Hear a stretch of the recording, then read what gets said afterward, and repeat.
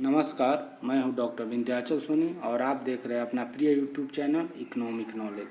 आज मैं आपको अर्थशास्त्र विषय के 25 बहुत ही महत्वपूर्ण ऑब्जेक्टिव्स प्रश्नों का संकलन लेकर आया हूं।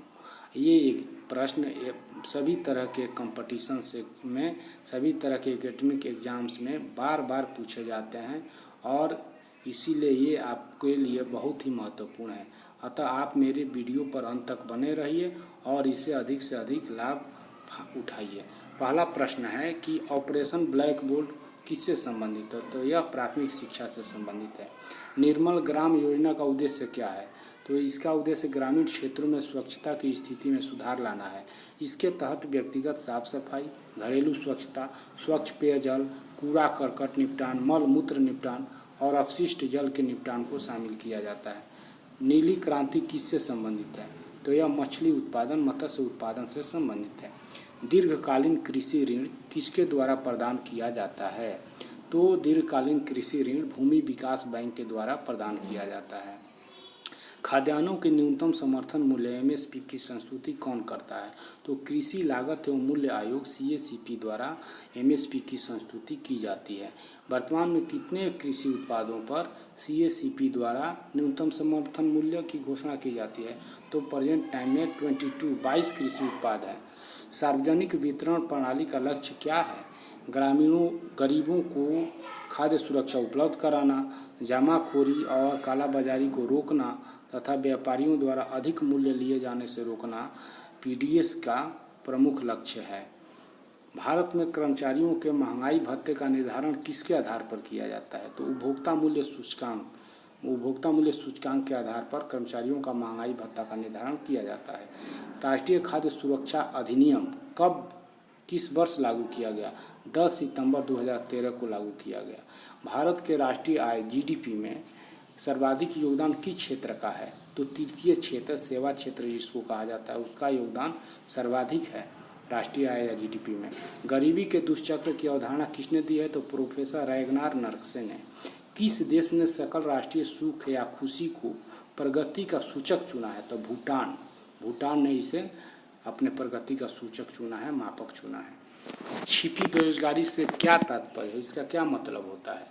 तो आवश्यकता से अधिक व्यक्तियों का किसी काम में लगे होना या कृषि कुछ लोगों की सीमांत उत्पादकता का शून्य होना छिपी बेरोजगारी का अभिप्राय है।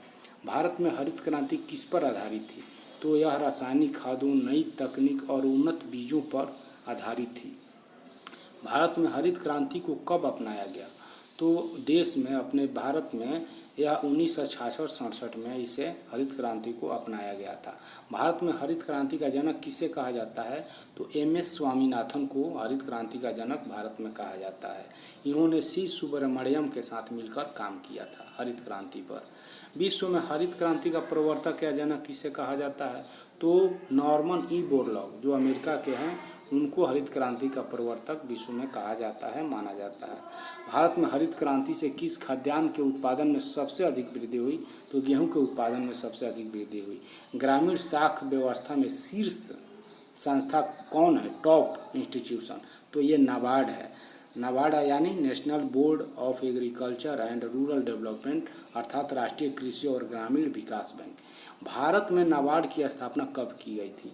तो 12 जुलाई 1982 को भारत में नाबार्ड की स्थापना की गई थी। 12 जुलाई 1982 ईस्वी को। लघु उद्योगों की मुख्य समस्याएं कौन सी हैं? तो वित्त या कैपिटल अथवा फाइनेंस, कच्चा माल यानी रॉ मटेरियल्स, विपणन यानी मार्केटिंग, इन लघु उद्योगों की मुख्य समस्याएं हैं। अर्थव्यवस्था का विकास होने के साथ जीडीपी में तृतीय क्षेत्र का अंश क्या होता है? जैसे जैसे इकोनॉमी ग्रो करता है, डेवलप होता है, वैसे वैसे जीडीपी में तृतीय क्षेत्र का अंश बढ़ते जाता है। और इसके अपोजिट जैसे जैसे अर्थव्यवस्था का विकास होता है, वैसे वैसे प्राथमिक क्षेत्र का अंश घटते जाता है। भारत में राष्ट्रीय आय को संकलित कौन करता है? तो केंद्रीय सांख्यिकी संगठन। इसकी स्थापना कब की गई थी? तो 2 मई 1951 को इसकी स्थापना की गई थी। मुझे उम्मीद है कि आपको मेरा ये संकलन, अर्थशास्त्र विषय से 25 वीवीआई प्रश्नों का यह संग्रहण आपको बहुत बहुत उपयोगी हुआ होगा और पसंद आया होगा। आपको आपको अगर यह अच्छा लगा है तो एक लाइक ज़रूर करें, अपने अनुभवों को और सुझावों को कमेंट बॉक्स में दर्ज करें, इसको अधिक से अधिक शेयर करें। अगर आप मेरे यूट्यूब चैनल पर नए हैं तो कृपया इसको सब्सक्राइब कर लें और बेल आइकन को अवश्य दबा लें।